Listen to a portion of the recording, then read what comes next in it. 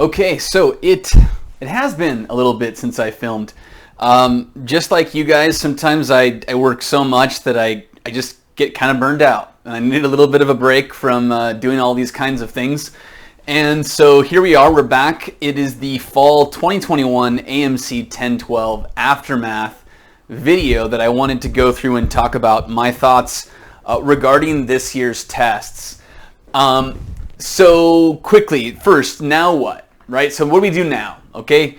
Did you get AIME qualified? Okay, then start doing prep for that. If you're at this level, you probably kind of know what that looks like. You're doing past AIME problems. You're looking for other resources. Later on down here, somebody mentioned this AMCtrivial.com. I had never heard of it before. I learn things all the time from my Discord server, which we'll get to in a little bit. They've got all kinds of resources on there. Like you could just scroll through the posts and click one, bookmark it, click another one, bookmark it. There's handouts, there's different things like that you might be able to use. But the main thing is just start doing past AIME tests would be what I would make the majority of my time spent. Now, when we say do past tests, what does that look like? Well, it means not just how many did I get right, how many did I get wrong, but the ones I got right, can I find a faster way? Read all of the solutions. The ones I got wrong, read all of the solutions that you can find available and see if you can find a good way to do that one as well in the future. So my predictions, how are we supposed to know what if we qualified or not? How do we know which one of these two we fall into? It's really tough to make predictions. Like for example, it used to be top 2.5% for the AMC 10 and top 5% for the AMC 12. But those got done away with around 2015 or so. And recently they've taken a higher percentage. I had a previous video that explained that I believe a lot less people are taking the test than used to take it. So if there was, say, 180,000 that took it back in 2012, and today there's only 100,000 taking it in that same time period, then obviously the number of people who would qualify would be going down. And the less people who qualify, the less people are prepared for future generations of IMO teams and moppers and things like that. Moppers being the Math Olympiad program that is run in the summer. So they've recently started taking a higher percent. It will always be at least the top 2.5% for this and at least the top 5% for that. So having said that, in the last February, I went on the statistics page. It looks like they took approximately the top 8%, give or take a percentage point, of the AMC 10 test takers and the top 15% of the AMC 12. So I would just say, I think more towards the center of these are more likely to be accurate, okay? And then as it goes out from the center, the chances of those being the cutoff go down, like lower percentage chance. Several of you have asked, do you think X number could get in? Could a 97.5 get me qualified? Maybe. Not very likely. Even this 99, I hesitated to put it. I almost just put the 100.5 as well. It just feels like it's like the barrier the AMC 10 has never gone below. 102 is the lowest ever cutoff, and that was top 8% in February. So to get below 100.5, it's unprecedented. So therefore, how could anyone predict it without a measure of arrogance? I feel like it's just, how do we know? We don't know the exact percent they're going to take. We don't know how many people took the test. And it's based on how many people took the test and the percentage that they want to create the amount of people they want to take the AIME, to create the amount of people they want to go on to MOP and things like that. So we don't have access to those numbers. That's why this is all just kind of a guessing game. That's why I made it a range this time instead of actual value predictions. Yeah, I would say if you're at least at this score, you have a shot. Maybe. Could it be a 99? It could be. Why? Because I'm just one person making a guess. You know what I mean? Guesses, it's predictions. We don't have all of the information to really know how to predict this. Nobody does. So, it's maybe a fun pastime. It always happens after every test. Everybody's engaging in this practice. But in reality, we don't have access to the information, the protocols that are going to be used by the committee to determine how many percentage points they want to accept and all of that kind of thing. So to me, it felt like I felt, my personal feeling was that if I was an average AMC 10 test taker, this was harder than for an average AMC 12 test taker, the AMC 12 would be. That's just my personal opinion. Feel free to disagree, and I'm sure that you will. You know, we all are entitled to think what we want to think, and I might be wrong. I'm not even 100% certain in that. It's just what my gut feeling was taking both tests. I felt like, and this is why I'm telling students now, if you are a freshman or a sophomore, you've had a couple of years of doing AMC 10 prep, or maybe you're even younger than that, and you've still got a couple of years of AMC 10 test taking, at least 4 tests, you should probably consider taking one or both AMC 12s next year. It depends on what your goal is. I mean, if your goal is, whatever your goals are, I think before you can reach USAMO or USAJMO or anything, you first have to get AIME qualified. So I like to tell students, let's get AIME qualified first. Once you've gotten that done, you now know what it takes, you know that you're capable of it, your confidence levels go up, then we can aim higher. If you're trying to go from never taking the test or never qualifying to USAMO in one shot, it's pretty difficult for most people to do, right? And there's a big thing about you need to know what you're capable of. And if you've never qualified for AIME, then you don't know exactly what it takes, right? The focus level that you need, the amount of practice that you need. You don't have the confidence that you're going to get there unless it's based on nothing but your belief in yourself, which is great, but for most people, we need to see that we can do this. And then after they've seen that they can get there, then they can work on higher goals and aspirations. Okay, so you have to learn how to win, if you will. So then, get AIME qualified first. If your goal is AIME qualification for the first time, and you're a freshman or sophomore who's got about 2 years experience, you've taken 4 tests, maybe the February ones and these fall ones now, then I think you should consider taking an AMC 12. There are a few additional topics. There's trig, which is not mandatory on the AMC 10, but let's think about it. Even though it's not mandatory, if you saw some of my videos, there was 2 problems that I used trig to solve. You think trig doesn't give you an advantage? It absolutely does. So consider that even though you have to, you're going to have to learn trig at a deeper level, those skills directly translate to this as well.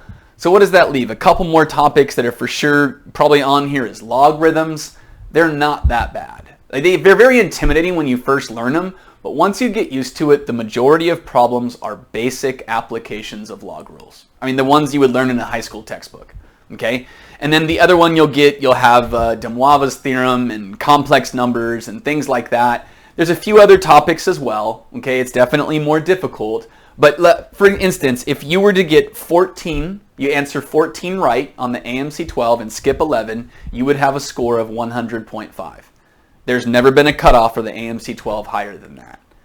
Now, does it mean it's going to be there? No, but it's basically a virtual guarantee you're going to make it with that score. The same cannot be said of the AMC 10. The exact same score on the AMC 10 has never been the cutoff. These are low end. I don't have high confidence that they're going to be these numbers at all. I would say it's more towards the middle, but again, we're playing a guessing game because we don't know what percentage they're going to take. And even if we had an idea, we don't know how many people took the test and what their caliber was, what their prep level was, and all of that kind of stuff. So it's really hard to know.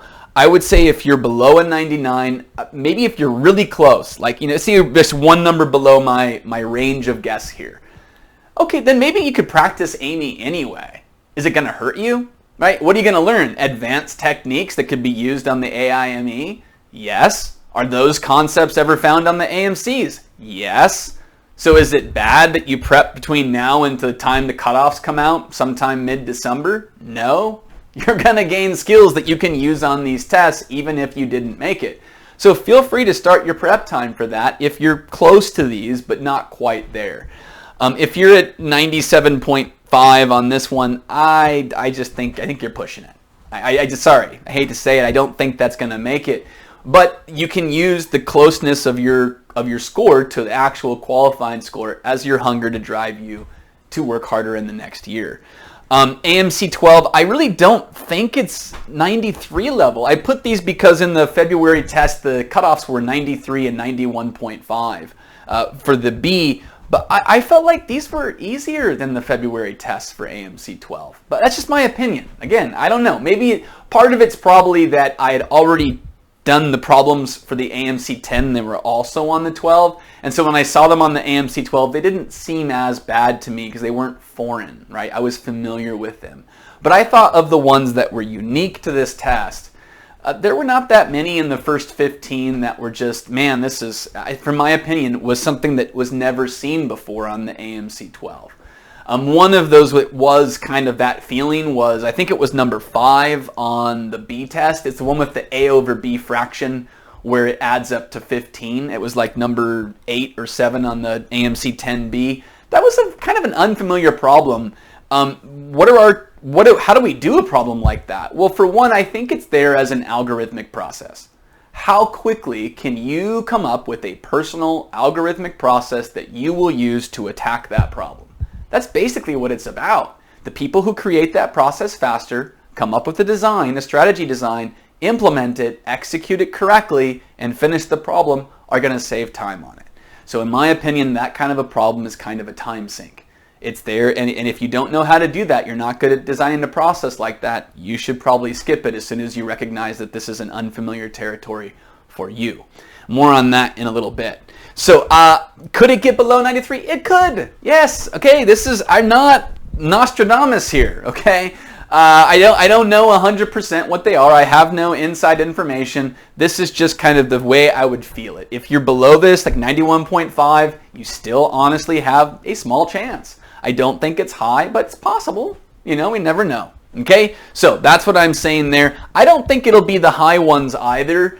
I would not be surprised if at least, I'll just leave it at that. Yeah. Okay. So let's move on. If you didn't AIME qualify, okay, then what next? First off, I wanted to point something out. I was talking with a AOPS member who's also on my Discord server, Hurdler. And if you don't know who Hurdler is, he's an MIT grad and a really smart guy. And he's really nice. He gives some of the best advice of anybody I've ever seen on AOPS. It's very well written. He has a good way of communicating. And so he said this thing, and I'm sharing this out. Shout out to Hurdler. Thanks for conversing with me. It's a very good conversation. If you want to ask advice, reach out to him as well, or see what he's written to other people before you reach out to him to save his time in responding. One thing I try to tell my students is to not determine their self-worth, this is what he wrote, or judge their improvement over the past year based on the result of one 75 minutes that happens only twice a year. And he says, I know this is hard for some students who have worked hard all year round, and the whole system in Mathlete culture is very results focused when discussing scores. And so he says a few more things. And he says, I say this since I don't want students to be discouraged from doing math later in life just because of some math competition performance in middle or high school. It doesn't fix the problem of the test being too hard though, but at least it gives some perspective that they can hopefully take a little bit away from. And he says, I know that from personal experience, the harder one works, the more one's pride and self-worth become tangled with math competition results. While tying one's pride to math competition results may be inevitable, I think it's healthy to try to view the AMC results as just one data point among many to indicate how much they're improving and learning. And so I want to just, I agree with that completely, and I wrote it here too. Your value and potential is not determined by a 75-minute pressurized test. I've seen people on Reddit and other places say, oh, I never qualified for AIME, so I don't think I could do a STEM field job. Get out of here. There's a lot of research mathematicians who have accomplished a great many things who did not do well in math competitions. Stop pegging your value to your AMC score. Has nothing to, I would argue, your ability to do math in general has nothing to do with your value. My personal value system is how you treat people. That's basically it. And if you can do math, cool, and I might be impressed with your skills, but that's not how I value you as a member of society. What are you doing to help society and help other people, right? And how you treat others, that was what kind of my gold standard is for evaluation of of worth, you know? How are you helping other people? So, and treating other people. So don't at all say, oh, because I didn't get AIME qualified, I'm so bad or I'm so dumb. Maybe you got a 60 or something on this test and you've decided to, oh, I can't be a mathematician or I can't be an engineer or, you know, whatever field you're thinking of going into or you had dreams of. Stop it. Stop crushing your dreams over the performance on a test. We need to remind ourselves why we started the competition. And the whole point is that you started because it's fun. It's fun to do these competitions. There should be enjoyable. Yes, we definitely want the accolade. I'm not putting that down. I want accolades too. I strive to achieve them. It was a major goal of mine to be able to qualify for AIME when I did it. And so I get it. And you're going to have a period of being down afterward. But what I tell my students when you're preparing, your number one reason to get started in math competitions, if you put this, that's not it. That's not it. That should not be your number one reason to get started in preparing for competition math. The number one reason should be because it's fun, right? And don't lose sight of this the entire time that you're preparing. So I see students say in my comments as well, I guess they'd be down here for you guys and gals, they'll say, oh, I didn't qualify. Now I feel like I've wasted the last 2 years of my life preparing. That is a very discouraging thing as a teacher to read.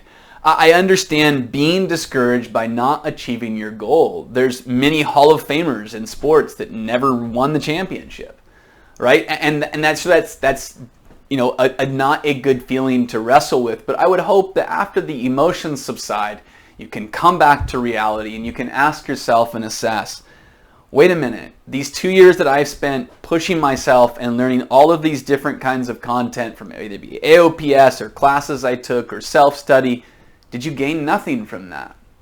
Did you not improve your ability to think creatively, to solve problems that are unorthodox? Did you not subject yourself to the competition and the potential for glory or ridicule that comes with it? I think you did. And I think that's what you've gained. You put yourself out there, you tried, you made an effort. Those kinds of things, the willingness to potentially fail, if you will, that willingness to do that, that's more important than the actual qualification. It really is. I mean, the qualification, once you graduate, most colleges give you maybe a little bit of merit for it, but once you're out in the real world, you know what that's worth? Not a lot. No one's going to really remember it, right?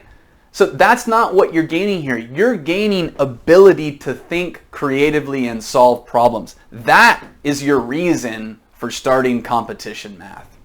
And if you lose sight of that and you hang everything on the AIME qualification, including your value, your self-worth, and things like that, it's a bad place to be in. And I hope that many of you who might have start going down that kind of a path, I hope you've walked yourself back from that, gained some perspective. And so now we want to start asking if we can get back to the enjoyable thing, yes, with the secondary goal maybe, or tertiary goal of an AIME qualification. If we can get that, that would be great. You should definitely aim for it. I'm all about achieving what you can achieve. But if we don't get there, stop feeling like you're an utter failure or that you wasted your time. I just think that's the horrible place to be in. It's not a all or nothing premise. There's so much to be gained by going through this. There's fun problems to do. You will gain confidence in your ability to even think on that level. Okay? So, what are we going to do now? Assess why you didn't AIME qualify. Why might you not have? Well, the tests, in my opinion, were really hard, especially the AMC 10s. The AMC 12s were hard, but the B test felt like, I don't know, to me it felt like one of the hardest ever, if not top 5 probably. Okay? And again, there's a recency bias in that. Recency meaning what I've seen most recently feels more difficult than what was in the past. But even the February tests were not simple. They were hard. And before that, the 2020 tests were hard. And they've been getting harder every year. And that's just because we're getting access to more and more resources. Students and preparers for the competition are starting even earlier. third grade, second grade, right? And they're devoting time to this even at an early age. And there's, again, as there's more resources and more access, people are becoming stronger and stronger mathletes, if you will, than they were back in my day at your same age. And so, yeah, I felt like it was a really hard test. I was personally frustrated. I rarely get frustrated, but there was a couple questions on there that even me, I think I crumpled a paper at one point. I admit it. Yeah, and that's not good, right? And so even myself as an adult with full control, well, as much control as you can have as an adult of your emotions, I still got frustrated. So if you were frustrated, it's okay, all right? The main thing would be I need to try to not be that frustrated next time, right? Is that one of the reasons why you didn't do well? Perhaps the frustrations from some of the middle questions on there, maybe something early that you had to skip, it caused you detrimental effects on later problems in the test. And then later when you're like, oh, that my clouded judgment caused me to not see the solution process for number 16 and I could have got that, right? So whatever it is, you know, those kinds of things, and that might be one of the reasons is it was just a really hard test. I've heard from a lot of people who feel like their score went down from the February test to now, even though they prepared all of this time. And so now we've got a year between now and the next test. You have to kind of make a decision. What I call this time period, actually it's not what I call it, people in the community often refer to the time immediately following the tests as the off season. And if you qualified for AIME, it would be the period after you take your AIME or whatever it might be that you've gotten to what level or what rung. And so in the off season, the first thing I think you should do is take a healthy break. Kind of like I just did, right? I took a little bit of a break from filming and even cut back on some classes. You know, it's hard, you know, when you grind so long and you work so hard, and then you just need a little bit of time to relax and recollect your thoughts, recollect your motivation, and then start back on the path again. And so I think that's fine. If you took a break over Thanksgiving, you could possibly break, unless you're doing the AMC 8, break over December. But be careful. The longer you go at rest, the more you start filling that time with other activities. And then sometimes those other activities take over our lives and we never return to our first love of the math competition. And so be careful that you manage your motivation, right? Motivation is a very difficult thing. It comes and it wanes and it rises up and goes down. You've got to make sure that you manage it. If you stay off the wheel for too long, you're not going to be able to get back on, okay? And so just be careful with that. Take a little break. And then now in the off-season time, I don't recommend doing too many tests. I recommend gaining knowledge acquisition. So what am I talking about? I'm talking about, you know, here, I just got a new book myself, AOPS Pre-Calc. Get a book, right? Get one of the books that they have, one that you would like to target for your weakness or to improve your skill level, and start going through it, either with a teacher, in a class, or on your own, right? You can do that. There's other resources as well. And so just start to gain knowledge and theory. That's what you want to do. You want to build a stronger, wider base of your knowledge, and then that way you can build the structure up as we take the test next November. I would probably take tests with more frequency starting around, you know, summertime. You could do maybe one every couple of weeks right now. And you know what? This is just my suggestion. Maybe for you, you just want to do them all. Okay. Everything I say to you is a suggestion. It's what I recommend. You know yourself. Right? If you've always done one test a week and that's what works for you, you do what you do. Okay? I'm not trying to say that something is bad or something is good. This is just the way that I would typically approach it. Okay? So, redesign your study process. This is probably the most important part of the video. Maybe. I don't know. But I just feel like it is. How are you currently studying? Did it work? No, right? So did you get AIME qualified? If you didn't, then it kind of didn't work. So you need to go back and look at what your study process looks like. It's not just doing the problem. What are you taking away from each problem that you do? Are you able to retain the information that you learned from it? Are you able to retain the underlying principles the problem was designed with? Can you recognize those principles in another future problem? If not, stop doing it that way. find a different method. I have ways that I suggest, I talk about it, the small notebook concept. And there was 3 or 4 concepts from my small notebook that were on this year's tests. One of them for the AMC 12 was that log base A of B is equal to 1 over log base B of A. That was on there. The area of a triangle being the product of the sides over 4 times the circumradius. You didn't have to use this, but this is what I use, so we found it on there. Those concepts will appear on the test. It's nice. It's not that you don't know them. You're not writing them in there like a formula list. You need to learn why these work. As you're acquiring them in the books or in other sources and handouts from other classes that you might take, then add these concepts to your small notebook so that you can review it right before the test. For more on that, watch the small notebook justification and explained video. I will link it perhaps in the description if I can remember to do so.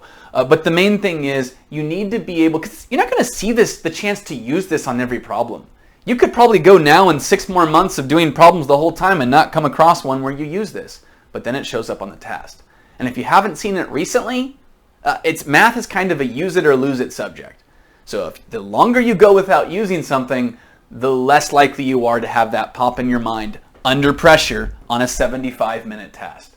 Okay, so keep that in mind. I like to have a place to write them down. Some people say they use an online document. Okay, I like handwriting. Handwriting produces stronger memory. They've done psychological studies on it. They've tested this out. The act of writing with your hand will produce a stronger memory than typing does. So take that into consideration.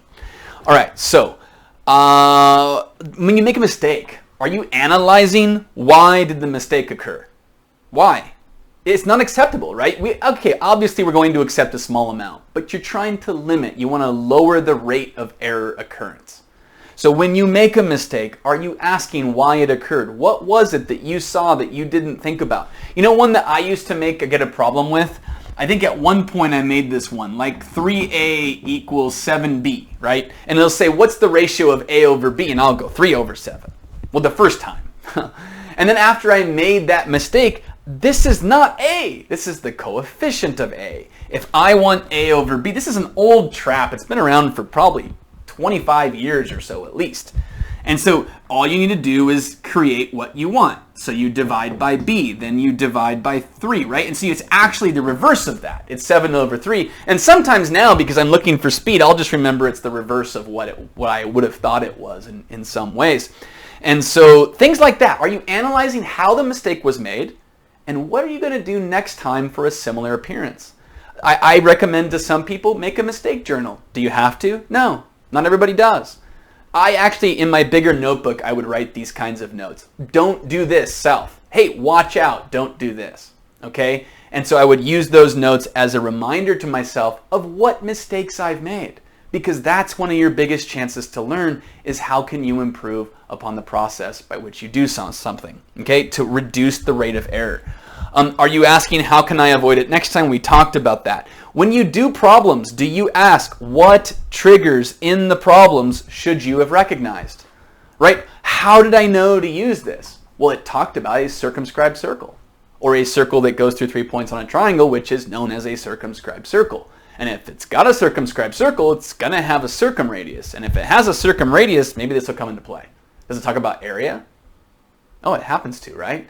Those are the triggers. Are you looking at those and analyzing what is it that should have made you see that? Make a list of those kinds of things. Maybe cut the problem out. If you look at my large notebook, How to Study Video, that's a good process. I usually recommend it to people who are just starting, and then after a couple years, you can decide how frequently you want to add to that journal. It's supposed to build you a solid foundation. But you could easily cut that problem out. You don't have to do it exactly like I did. Just take some double stick tape, stick it in a notebook, draw a little arrow and write, when you see this, don't forget this. And just make a list of all of those little triggers that you've learned that prompted you to go on which path. Or maybe they prompted someone else to go and you're hoping they'll prompt you to go on that path next time. Okay? So this was from the AMC 12. I think that one was too. All right. What else? How are you storing your knowledge? How are you planning to recall information? Same thing. Small notebook, large notebook. Again, do you have to? No. But if you weren't doing that before and did it work? No. And you still resist doing it? Why? And so, we'll have to figure that out as we go. Are you looking for faster ways and more efficient techniques? What do we mean by that? Give me 1 second. Okay, the computer screen went down. I thought it was updating the computer in the middle of my filming. All right, so how are you storing your, faster ways. So when you get something right, okay, is that it? You got it right, so you don't need to learn anything from that problem? Go look at other people's solutions. See if there's a faster, more efficient way. You might have noticed in my videos, I don't always have the fastest, most efficient way. I can still learn faster ways, and I try to. Are you doing that? Or are you just happy you got it right on done, on to the next one? Right? You need to be analyzing that process to see where you can improve. Right? Everything can be improved, not just mistakes. Efficiency, usage of time, right? How quickly we can do that. All right. Do you know how to strategically skip? Like I said, this is one of the most important skills on the test. Yes, there is a don't just give up so easily kind of thing. That's true. But at the same time, if you recognize there is a concept that you just really don't know, then just skip it for now and try to come back. Okay, maybe you can come back at the end of the test. What you might find is number 21 is really easy. Or I think on the AMC 12 there was a number 19 that I could do in my head. And 21 too. On an AMC 12. Mentally solved. Okay, maybe there's something like that waiting for you. And you're stuck on number 9 spending 14 minutes when you could have done number 19 in 1. It's a timed test. It's not how many can you get right to start the test. That is part of it. But don't be afraid. It doesn't make you weak to skip something. As long as you're using that time well on the other questions. Okay? If I would still come back to this at the end of the test. Maybe you've got 15 minutes left. You've answered so many questions and you're looking for what would I most like to spend my time on. Maybe come back to that one. Maybe you saw something on 15 that informs you how to approach 9. I've had that happen on multiple tests where something later in the test will remind me of a concept I hadn't thought of, and then I'll go back to that one I had skipped and I'll get it right. You're not admitting defeat when you skip. It can be temporary. You can return to it and resolve that conflict later. Okay, so make a rough plan for yourself, right? What is it going to look like? I have an AMC 10 prep playlist. Modify my recommendations to fit your personality and the way that you work. What works best for you? That's my recommendation on that. Okay, so talk to other people, get different perspectives and different points of view. But the longer you spend making a plan, if you're spending 30 days planning, that's a little too long. Get started, right? Make something, decide what you want to do, break it up into smaller pieces, right? If you're going to do AOPS books, pick one, start it, get going, and then pick another one and start that one and so on. All right, so join my Discord. I have a Discord, or you can go to there's other communities too. There's multiple math Discords that you can join. And if you're a parent, feel free to join as well. Although I do warn you, most people in there are going to be school-age kids who are preparing for the competition. So maybe you just want to lurk, or maybe you want to interact. I don't know. It's up to you if you're on Discord. But in there's often going to be a resources channel. For example, in mine, Matrices is putting a resource a day till month of December. I think 25 days or something until Christmas. He's going to put one resource every day to help people for AIME prep, AIME. That's a lot of resources. Those are kind of hard to find. And so I've learned several of them, like the one down here, amctrivial.com. I didn't even know about it until I saw someone talk about it recently. And then you can learn things in there from other people. I would like to caution you, if you're really seriously trying to prepare for a competition, I wouldn't spend massive amounts of time in there. Right? It's socializing. You should probably restrict the amount of time you're spending in the socializing aspect and focus more on the preparation aspect. And I, again, ask you too, if you're part of that community or any community, respect other people, right? Don't flaunt your, score of whatever it was, whatever you've accomplished. Other people are intimidated by that. It's great. You know what you can do, but try to help other people in there, right? Participate and be respectful of others. Okay, so I've got some upcoming classes. Last note here, I will be doing an Intro to Accounting and Probability course where we go through the entire book cover to cover. I will assign homework, assign reading, teach you some things, add additional content that I can connect to it in there. We work through all of it. You will do the homework, you will grade it yourself, you'll have your own book that you work through, and you'll just come to class and ask questions, then I'll lecture the difficult parts with you guys. And so I'm doing that with the Intro to Accounting and Probability book. You will need your own copy. You can get it from my website if you would like to. And also I'll be doing the Intro to Number Theory book. I'll also be doing Volume 1. And there's going to be an AMC 8 course as well. All 4 of those courses will be started right around second week in December. That is about all I've got for you. This is the end of the Aftermath video. I hope you guys had a great Thanksgiving break with your family. Whether you celebrate the holiday in some capacity or not, I think we can all appreciate the family time that we have. And that's all I've got for you. You guys have a good one.